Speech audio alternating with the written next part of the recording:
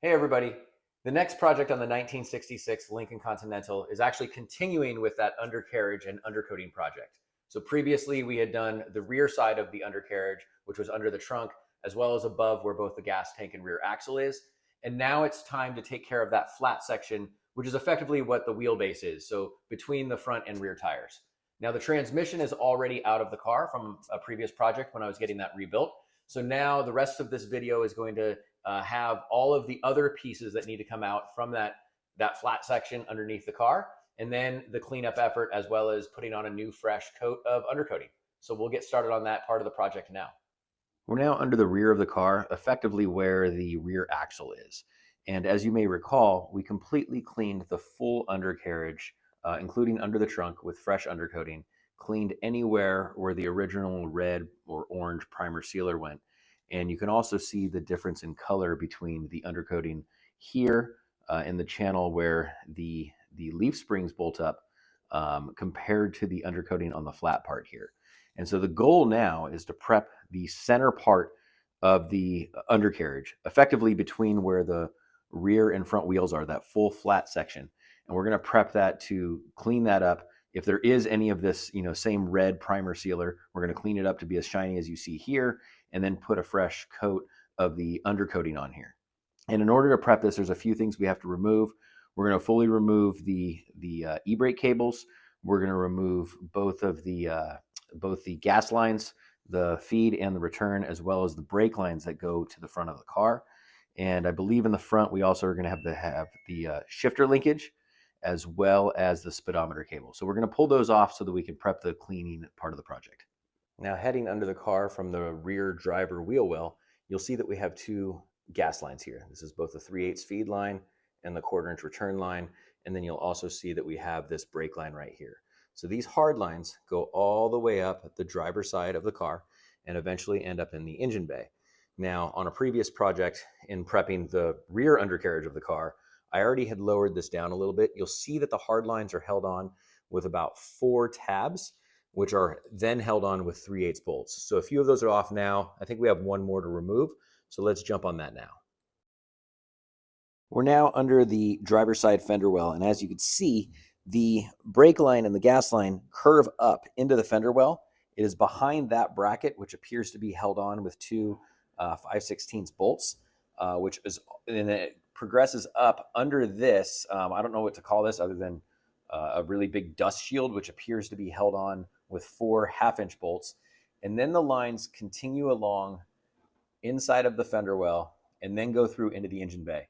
And here they're held on with about 2 or 3 clips with those same 3/8 bolts that we're holding it on under the car. So let's go ahead and remove all of that now, starting with these 4 1/2-inch bolts.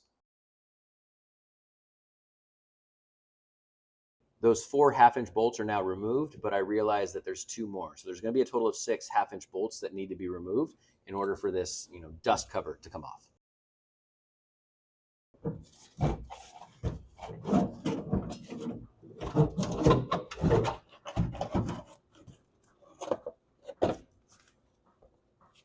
We now have the gas lines and brake line exposed. So the next thing we're going to do is remove this bracket. And again, that's going to use a 5/16 socket.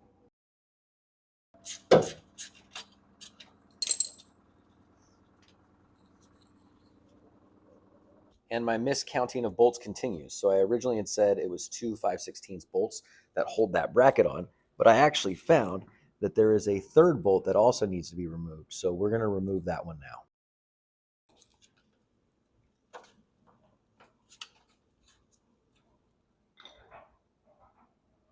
We're going to first start with the brake line, and we'll use a 3/8 flare wrench as well as a 7/16 open end to hold that one as well.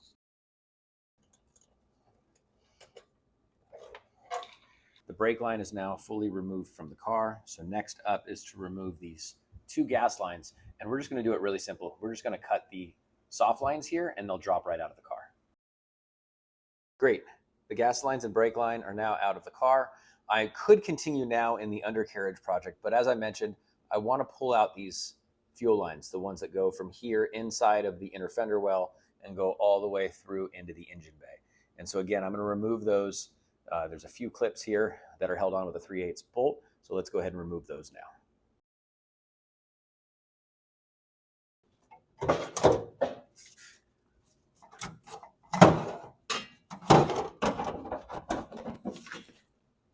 We're now going to remove the e-brake cables, both on the driver and passenger side. They're both held on with a horseshoe style clip. So let's go ahead and pull those out now.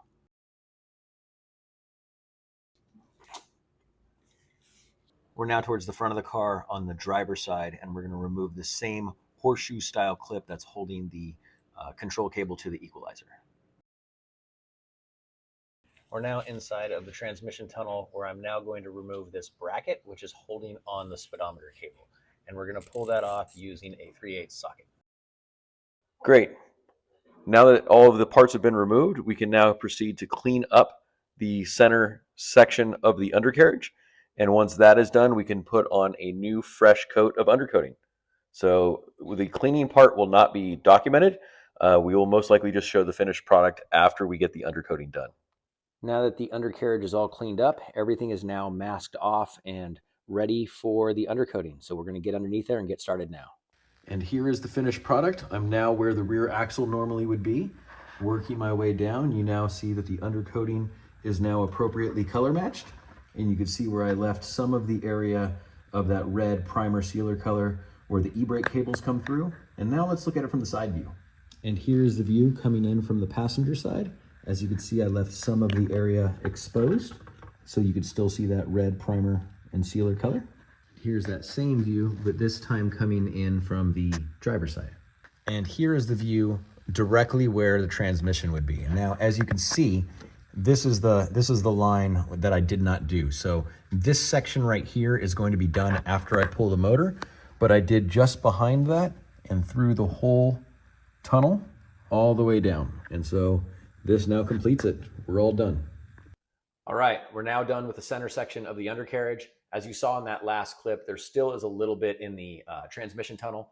I'm going to handle that after I pull the motor, and that's when I'm going to completely clean and detail the engine bay, and I'll handle that extra little bit where you see that little bit of undercoating and a little bit of that red primer sealer color. So now we're going to get started on some of the next projects, which is going to include putting some of the parts back in that we have taken out, as well as pulling the motor. So stay tuned for more content on the restoration project of my 1966 Lincoln Continental.